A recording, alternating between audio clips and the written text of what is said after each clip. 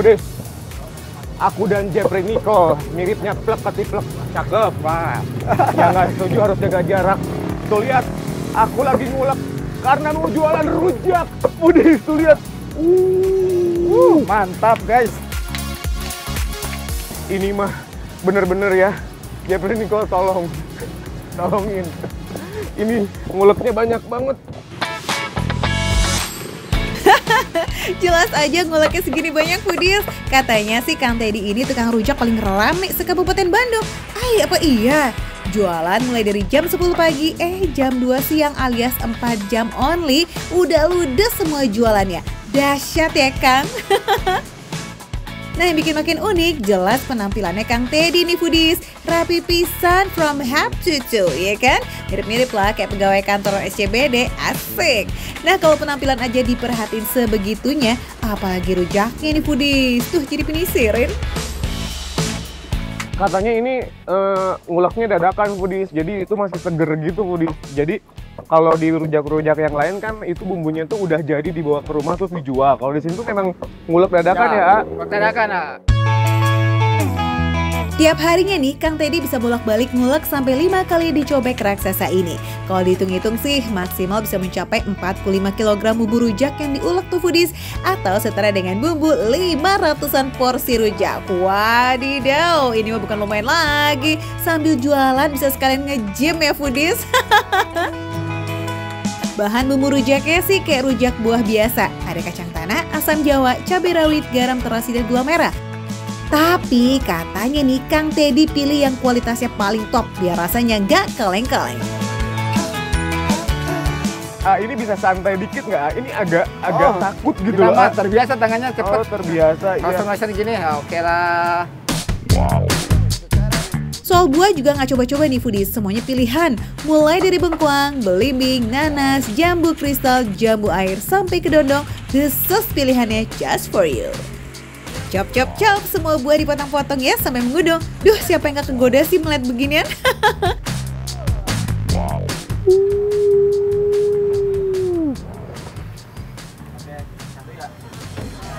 Wih, mantap. Udah, Foodies, lihat rujaknya udah jadi.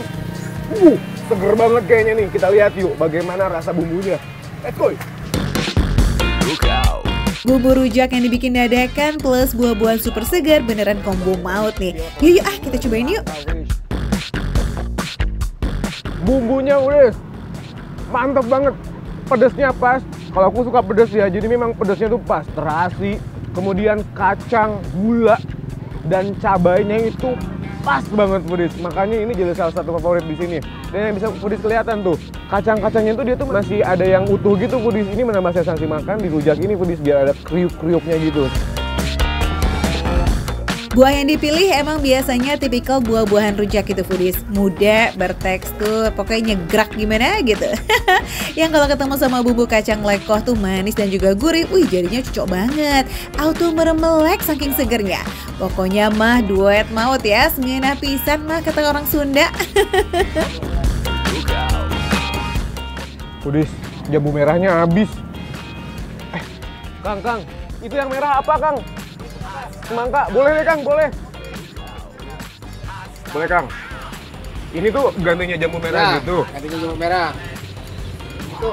Nuhun. Ya.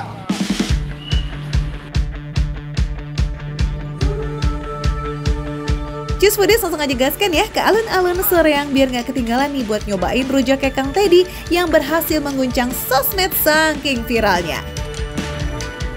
Hampir lupa nih, harga proporsinya cuma 13.000 aja. Ini dia nih baru yang namanya makan receh, menu receh tapi rasa enggak recehan. Yuk siap-siap antri Foodies. Pokoknya Foodies harus cobain, wajib cobain. Ini approve banget Foodies. Pokoknya tetap dimakan receh, menu receh tapi rasa enggak recehan.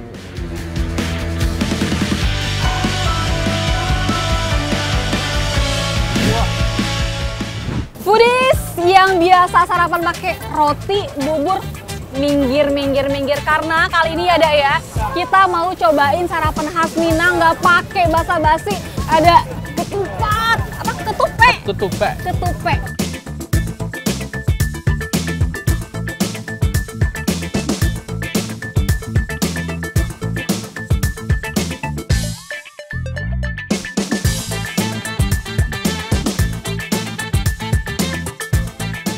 Kuliner Minangnya nggak cuma sebatas rendang dan dendeng. Di sini foodies bakalan dibikin WOW dan ngiler deh sama belasan varian menu yang ada di sini.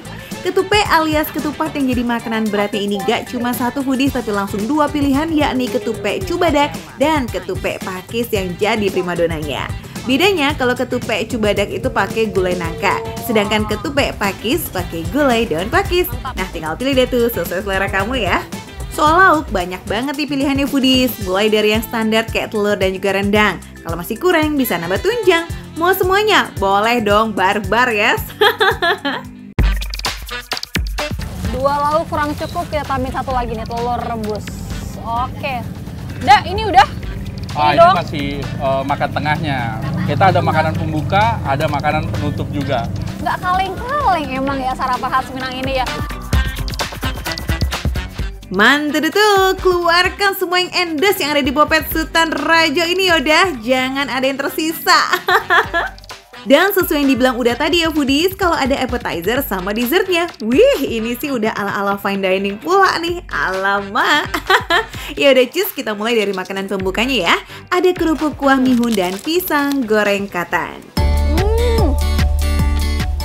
Jadi kalau untuk si kerupuknya ini, di bagian luarnya itu, pinggir-pinggirnya itu crunchy. Tapi ketika udah masuk ke tengahnya itu, ada lembek-lembek karena udah disiram sama kuah sate padang. Baru pertama kali coba dan enak, asli enak banget. Gak cukup satu kali ya Yos, tapi pisang goreng katannya nanti nggak kena icip tuh. Wah pelanggaran deh. Sebenarnya ini kayak makan pisang goreng biasa, cuma ini ada tambahan ketannya atau katan dalam bahasa Minang. Jadi kalau misalnya tadi tuh benar-benar full gurih, kalau ini ada manis-manisnya sedikit, nggak terlalu manis, tapi pas. Singkat aja foodies, ini menarik dan menggigit, asik. Lumayan juga ya appetizer di Bopet Minang yang satu ini. Next kita terjun bebas ke main course-nya nih. Ketupenya udah cantik banget dengan tambahan kerupuk pinggang Minang abis. Oke deh, kalau makanan berkuah mah kudu wajib diseruput dulu dong ya. Ini karena pakai kuah dari gulai pakis, jadi kuahnya aja sendiri tuh udah berasa ada pakis-pakisnya gitu, paku-pakunya gitu pedes. Buat foodies yang baru pertama kali ketemu sayur pakis, tekstur dan rasanya emang agak unik nih. Segar, kuat, sedikit kesat. Ya intinya sih cobain langsung sendiri aja deh, biar nggak pada pinisirin. Bukan masakan Minang ya, namanya kalau rasanya itu nggak seberbumbu dan nggak serempah itu. Iya, apa kabar trio lauk ini ya? Si rendangnya itu ya foodies ya, ketika dipotong itu susah, tapi ternyata ketika dikunyah itu kayak lumer gitu, luber gitu. Udah sikat pakai tangan, gaskan. Sekalian ya, tunjukin deh tuh sama tunjang-tunjangnya. Mau dong. Tuh kan lembut. By the way, katanya sih orang Minang sana nih biasa makan ketupe pakai bulat-bulat yang satu ini nih foodies. Yap, salalawa atau salabule. Di Padang asli, salalawak tuh umumnya dimasak menggunakan ikan bili. Tapi karena di sini bahan bakunya agak sulit buat ditemukan, ya jadinya diganti deh tuh sama udang. Tapi tetap ya nggak mengurangi rasa ikan-ikanan yang jadi signature-nya. It's time for dessert. Kata siapa makanan pencuci mulut cuma ada di resto fancy doang? Bopet Minang juga ada dong, keles. Dan ini itu sekian banyak banget pilihan dessert yang di sini. Yosi kepijut sama yang ini nih foodies, pisang panggang santan. Pisang Ambon yang sudah matang dipanggang langsung sama kulit-kulitnya disajikan dengan crackers, lalu disiram sama kuah dari campuran santan plus kental manis. Kebayang gak sih rasanya kayak mana foodies? Enak banget. Kok baru tahu ya ada dessert seenak ini ya? Enak banget loh. Sampai nggak bisa berword-word ya, saking Endulita Bambang, yes. Dominan manis, sedikit gurih dan juga super effortless banget ketika dimakan. Crackersnya juga masih menyisakan sedikit krenyes gitu foodies, meski sudah tersiram sama kuah santan. Wah, 10 jempol deh buat dessertnya yang ternyata sewadidaw itu laziznya. Wah, enak. Wah, udah langsung enak aja tuh Yosi. Ini nih foodies, penutup dari segala penutup, teh talua. Bukan sembarang teh telur ya, karena yang ini versi inovasi alias zaman now-nya foodies. Teh talua sudah dimodifikasi dengan tambahan bubuk coklat di lapisan teratasnya.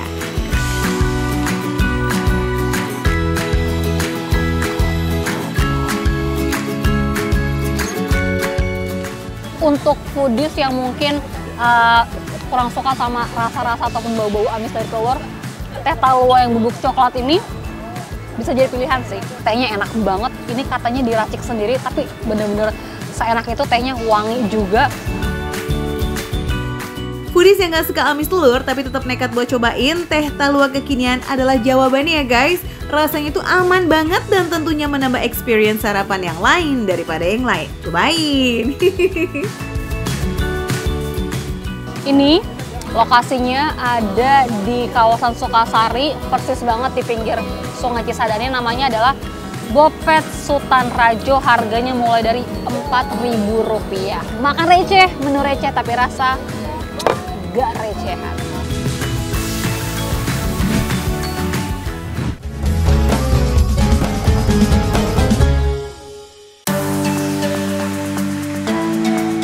Foodies, waktunya makan receh bagian ngabuburit virtual lagi nih. Asik, kita jalan-jalan yuk sambil jajan di Pakistan bareng sama Adel, si paling keliling dunia nih. Foodies, nah Foodies, ini saya lagi ada di Masjid Faisal, kota Islamabad, Pakistan. Foodies, masjidnya unik dan beda dari yang lain. Tahu nggak, ini salah satu masjid terbesar di dunia Foodies. Tadi habis dari dalam lihat-lihat, megah banget. Katanya Foodies, di sekitar masjid ini banyak makanan enak, makan receh. Gimana kalau kita langsung kemon? Coba tebak Foodies, kalau kayak begini cara masaknya, ini namanya jagung bakar, jagung goreng, atau jagung dipasirin.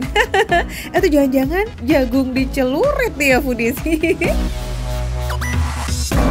Nah Foodies, kalau dari bentukannya ini gerobakan, ini cocok banget sama makan receh. Saya mau nyobain. Bakar jagung biasanya pakai bara api. Kalau di sini bakar jagungnya pakai pasir Foodies. Kita cobain. Kalau di Indonesia, ini kita masaknya ini pakai celurit Foodies. Senjata dari dari Madura. Nah ini saya lagi bikin jagung bakar. Mungkin rasanya sama, tapi prosesnya beda. Lihat deh Foodies, udah mah cara masaknya pakai pasir, alat masaknya pakai celurit pula. Emang beda ya Foodies, negara yang satu ini ada aja gebrakannya. Ini lama-lama panas juga Foodies. Ngap juga, angar juga. Biar abangnya aja, bayi. Ini bayi. Panas. What the name? Chane. And this one? Charlie dan Chane. Oke Foodies, ini kita udah dapet nih. How much sorry? 120. Tapi kalau dilihat-lihat cara masaknya sama nih ya, kayak masak kerupuk melarat dari Cirebon itu tuh Foodies, disangrai pakai pasir yang panas hingga matang. Boleh juga nih ya jadi referensi takjil buka puasa. Oke deh, sekarang kita cari kuliner receh yang lain yuk. What this one name? Kulbi. Oh namanya kulbi Foodies. Namanya kulbi. Kalau di Indonesia ini namanya es goyang Foodies. In Indonesia this is es goyang. Coklat. Syukriya. Chaliwala alias jagung bakar, chane alias kacang Arab, dan kulfi alias es goyang. Hafalin ya Foodies namanya biar gampang ternyarinya kalau mau jajan kalau kamu lagi di sini. Nah esnya kalau di Indonesia ini namanya es goyang Foodies. Tapi dia dikasih coklat sama dikasih taburan kelapa parut. Cakep sih. Ini harganya normalnya 4.000, tadi dikasih diskon jadi 2.500. Bismillahirrahmanirrahim.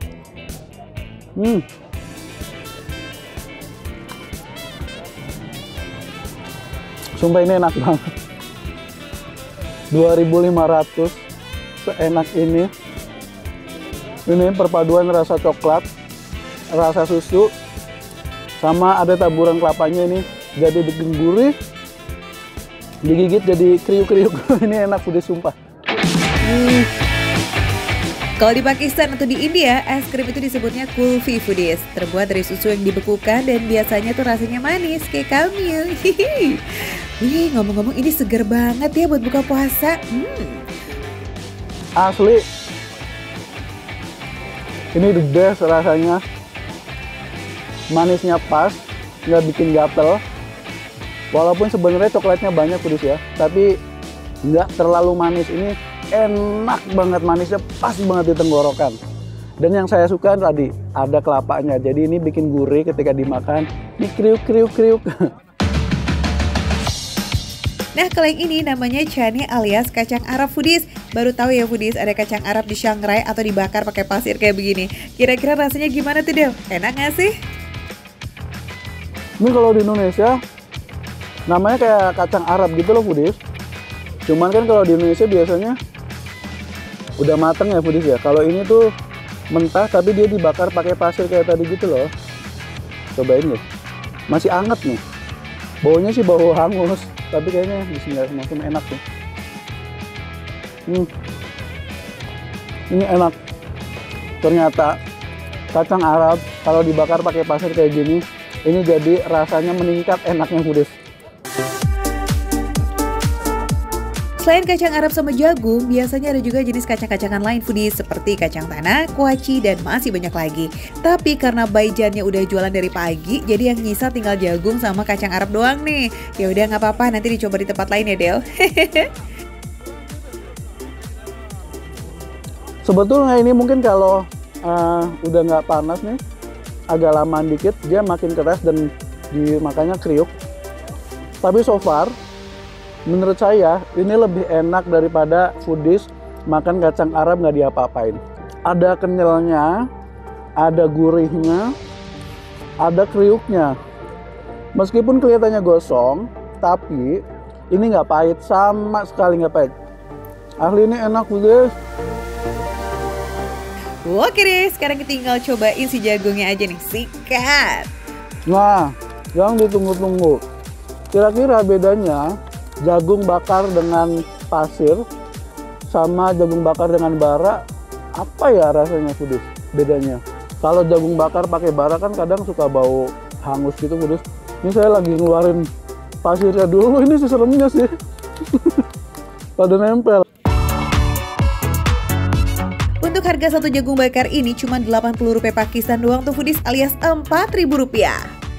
Nah, kalau si kacang-kacangan bakarnya Rp40 aja atau sekitar 2.000-an doang foodies. Gimana? Receh banget kan? Makanya cobain Gih datang ke Pakistan langsung ya. Ya rasanya sama kayak jagung bakar pada umumnya. Tapi ini bedanya. Kalau jagung bakar pakai bara api kan biasanya pakai mentega kayak gitu-gitu. Kalau dia nggak pakai sama sekali. Karena kalau pakai mentega nempel semua dong foodies pasirnya. By the way, tempat si Ado beli jagung bakar ini di depan Masjid Faisal, Islamabad nih foodies. Emeng-emeng tentang Masjid Faisal, selain desainnya yang unik, cantik, dan juga estetik, Masjid Faisal ini konon katanya merupakan masjid terbesar di negara Pakistan dan menjadi masjid terbesar ketiga di dunia. Pantesan aja banyak yang datang dan juga wisata ke sini ya foodies. Tapi ini rasanya lebih kering, lebih gurih. Dia nggak dikasih bumbu apapun karena memang menggunakan pasir membakarnya. Dan memang rasa si jagung sendiri ini foodies memang dia udah manis. Jadi mau diapain, digoreng pakai apa, dimasak pakai apa, rasa jagungnya tetap begitu.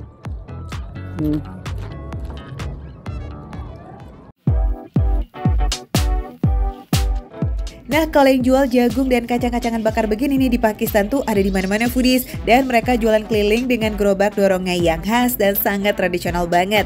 Jadi nggak usah khawatir kalau foodies nggak sempat mampir ke masjid ini, tinggal cari aja di tempat lain, kayaknya pasti nemu deh.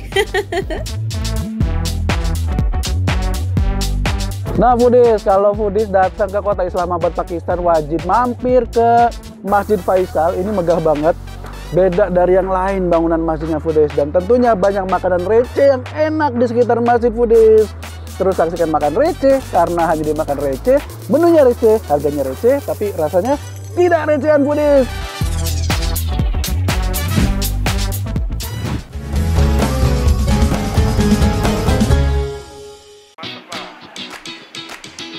Foodies, di Bandung ada tempat bakso yang unik banget nih. Ini mie kue tiaunya dibuat sendiri dan bisa langsung lihat prosesnya di open kitchen. Ih, seru banget. Apalagi bukanya sampai jam 10 malam, jadi sepi banget ya buat tempat buka puasa. Dan inilah bakso bintang Asia.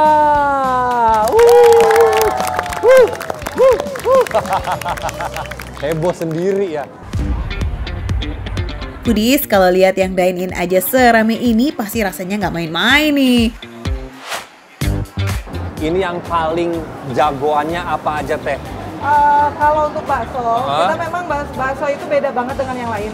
Karena untuk kuahnya ini, yang kita lihat, dia itu bening sekali. Bening Kalau banget. bisa di ini, Aroma tulangnya itu, aroma rempah yang rempahnya paling ya, sama tulang kaldu banget ya. Kaldu banget dan memang itu yang kita kedepankan. Dia lebih clarity, kaldu dan rempahnya dapat.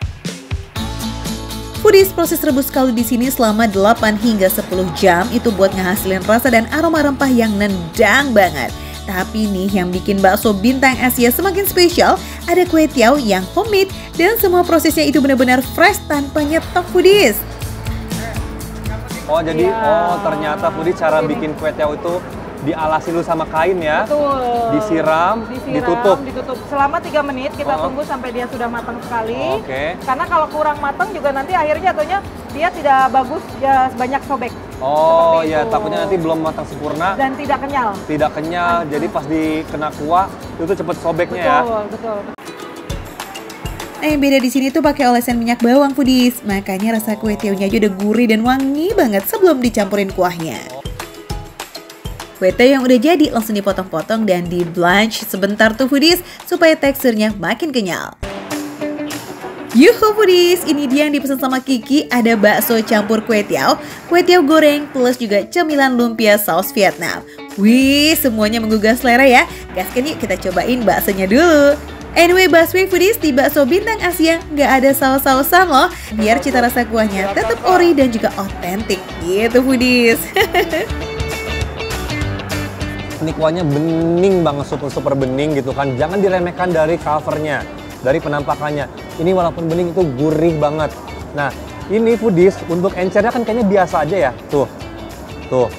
Tapi pas dimakan itu kentalnya tuh kayak di luarnya tuh kayaknya nggak kental sama sekali, tapi pas dimakan tuh kental dan lembut. Beneran sumpah, lembut banget. Biar makin mantul, kuahnya ditambahin pelengkap kayak daun bawang, ketumbar, daun kemangi, juga plus perasan jeruk nipis dan jeruk limau. Bikin seger pol nih Foodies.